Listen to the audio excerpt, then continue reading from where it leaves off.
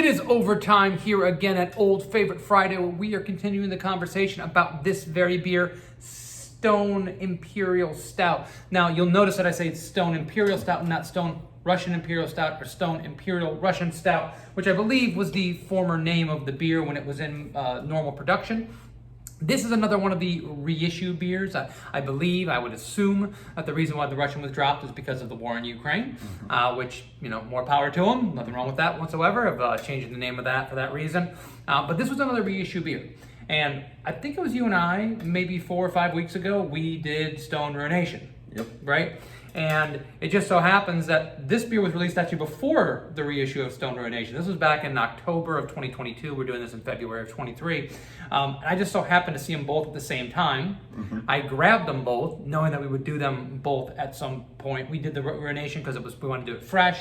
We know that this beer is very age-worthy. We can talk a little bit about that. But that's why we're getting this kind of after the Ruination, even though it came out before. So a long way to go to talk about this beer. Yeah. Ralph, I gave you a couple options of beers to talk about today. You said this one has to be it because you love this beer and haven't had it in a while. So why don't you go ahead and fill us in? Yeah, so he said it perfectly. I literally love this beer. It's such an old school stout, but before I get into that, last time this was around, I don't remember who told me or what, but it was something online. I found out that either it was rumored or that this beer was no longer going to be around, at the very least in Florida. And so I was looking everywhere I could find to get some of this beer before he's gone. I found like one Total Wine, I want to say it was in Boynton. They had like 9 or 10 bottles on the shelf. I just bought every one. I was like, I'll age it, I'll keep it, and I did for a couple of years afterwards. I had it, but I enjoyed it too much. Drank it faster than I thought. But yeah, this is such a great beer, and part of the reason I love it, and something we have to bring up, is no stout would dare be this bitter or roasty now.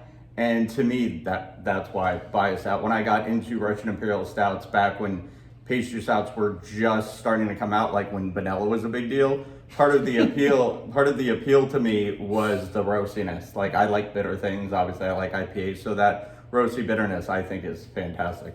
Yeah, I think you might have said before we started that no one would have the balls to do this. You were a little more aggressive with it, and I really like that terminology. And it's true. At this point in time, I think we do hit on this quite often on Old Favorite Friday, is that, in the world of candy bars, dessert stouts, imperial stouts, people are terrified to put a little bit of roasted malt and a little bit of bitterness back into their imperial stouts, kind of from whence they came.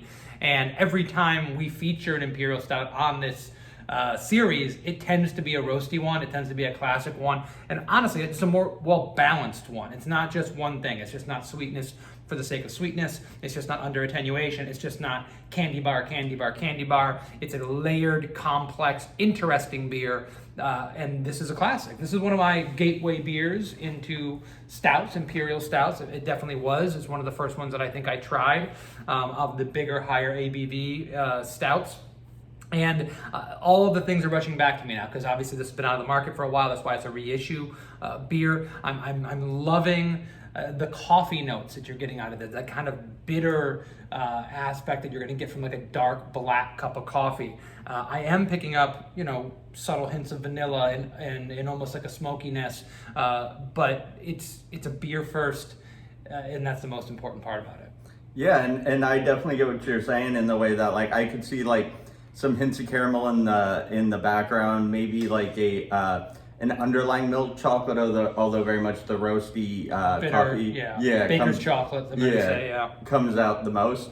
But what I love about this is the drinkability, and I'm actually gonna say something that probably might sound counterintuitive to some other things we say, is like, I've had beers that if you were to, take your gravity reading, are well attenuated, but there's such a lack of balance in bitterness versus sweet, where they're like, well, it's super dry, so we're just gonna keep it super sweet. And I've actually had a harder time drinking those, where, not that this could be very well attenuated, but it doesn't really need to be, because the way they balance the hops and the malt and roasted character, like, I could chug this, and this is, not a chuggable beer. It's like, I don't know if it's 10 or what it says, 10.5, yeah. So it's not a beer that should be chugged. But like, everything now is so sweet on sweet, just going back to that roastiness, it makes it where I was like, I could just drink this glass.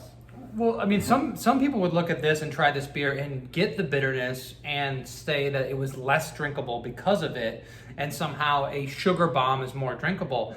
I think it's the complete opposite. I think that a sugar bomb, you're going to sip, it's going to be a little cloying, it's going to be a little bit too much. And I go back to coffee. Coffee, especially black coffee and certain kinds of roasts, are bitter. And people will chug that like water all day, right? And there's a reason why you can do that. That bitterness, there's bitterness in aperitifs, right? For digestifs after meals. There is a certain drinkability that comes with the bitterness, and we certainly see that with IPAs, the most popular craft beer style in the world. And obviously they're a little bit more juicy and sweet these days than they were back in the day, but we had a generation of IPAs with bitterness that prove the point that bitterness is drinkable. I really, really am happy that we had a chance to drink this beer at this point, and I know I wanted to talk with you about the ageability of it, because this Imperial Stouts age extremely well, especially well-built Imperial Stouts that are well-balanced. How late did you have one of those? Did you have one that was 1 year, 2 year, 3 years old? And what was the difference in flavor profile? So I would definitely say, even though I meant to keep them longer, I want to say the oldest was about 3 years. But I can say this, especially from brand new. So after the first year, you just start to notice the hints where the roast just becomes more chocolate. You still have that baker's chocolate, but it leans more towards sweeter and sweeter. But by the end, and I don't mean to say this is negative, but the bitterness does drop off, and it does drink more, I guess, similarly to some of the stouts now, but without that cloying. So a lot of all that roast becomes layers of chocolate. The caramel becomes more up front. The things you're getting hints of in the back come more to the forefront, and that roast dies down. So especially around year 3, especially if you are more accustomed to some of the things now, it would be, you might think it's more subtle, but it's right in that wheelhouse of everything you think of in a bakery or, chocolates and those kind of candy bar-esque flavors. Well, it's definitely that proves that aspect of layeredness, right? There's more than one flavor here. It's not one-dimensional. The other thing that I have to say is that as I'm drinking this, and to prove its drinkability, that was a full glass, and we've been doing this for about 6 minutes now, and it's almost half empty, right? And I'm talking, so this beer is very drinkable for being a 10.5% beer. But there's a reward in doing a beer like this. Relate it to PD scotches. I relate it to big tannic Italian classic Barolos. Once you get over the tannin, once your mouth acclimates to the bitterness or to the smokiness, all of a sudden you taste even more. It makes you go back and try it again. So now some of the bitterness that was a little bit more up front now in the beginning is actually kind of mellowing out on my tongue. And I'm tasting more and more flavors. And it's also the fact that it's warming up a little bit. So there's something to be said for a beer that requires patience and requires thought as you're drinking it. And I think that's one of the best things about the beer industry and the spirits industry and the wine industry is when you have the ability to kind of think about what you're drinking and how something will unfold more and more as you drink more of it. And I think that's probably the ultimate compliment you can give to a brewery, to a brewer, and the ultimate compliment that I love being paid. When we talk about some of your IPAs, Ralph, that you put together, and someone says, I go back, and every time I go back to it, I try stone fruit this time, and this next time I'm getting citrus. That's really, it might not be the number one thing we look for as a brewery, but it's certainly one of the things that we are most proud of when we accomplish it. And I think with a beer like this, they hit that out of the ballpark. Yeah, and the only thing I'll kind of comment, even though you've touched on most of it, is the wanting to go back, because you used the example of PD Scotch, and I actually really enjoy Islay Scotch, and that's kind of how I got into it and how I could see someone now going back to this beer who didn't come up with these kind of beers. It is a beer where you get that bitterness, and it might be a little bit much, but what I've found, and with a lot of friends when we drink beers or something like that, is it's a flavor you're not used to, but there's a part of your brain that's I actually want to go back. There's something there. Yeah. And that's, like you said, you do unlock everything else. And to me, those have become some of the beer styles I like the most, that at first I wasn't sure, but there was something, because it's well made, that grabs you.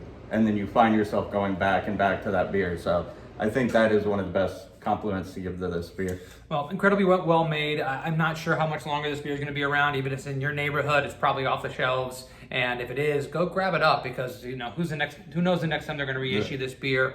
It's absolutely delicious. It's a shame that this beer did not stay in their year-round profile, portfolio, I should say.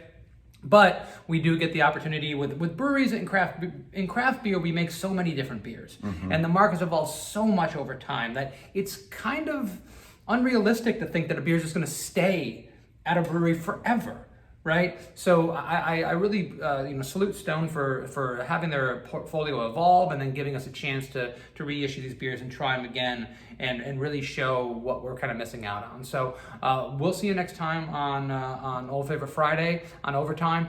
Please give us a comment, rate, subscribe, do all that kind of cool stuff. And then also just, let us know what we should be drinking. We do have beers lined up for a couple more weeks. We are getting recommendations all the time. But we love to hear what you guys think, and for your recommendations on the beers that you love that are just like this ones that we love. So we'll see you next time. Cheers. Cheers.